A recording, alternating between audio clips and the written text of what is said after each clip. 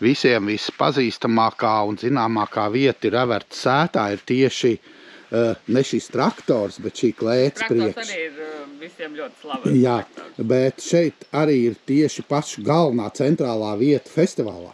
Jā. Saucās klēts priekša, un šī ir galvenā skatuve.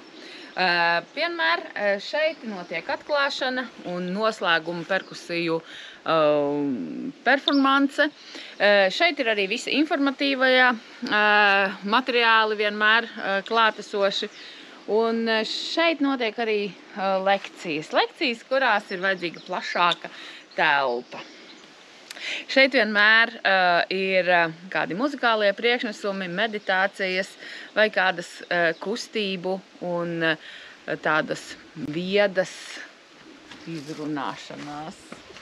Otrā dienā parasti šeit jau agri no rīta ir vienmēr kaut kādi, es ievēros, cik es Tātad 11. augustā, kad būs otrā laikrata pieturas diena, no rīta būs gongu meditācija, pēc tam būs elpošanas prakses, cigunu vingrošana, vārdu sakot, viss parasti sākās un noslēdzās šeit.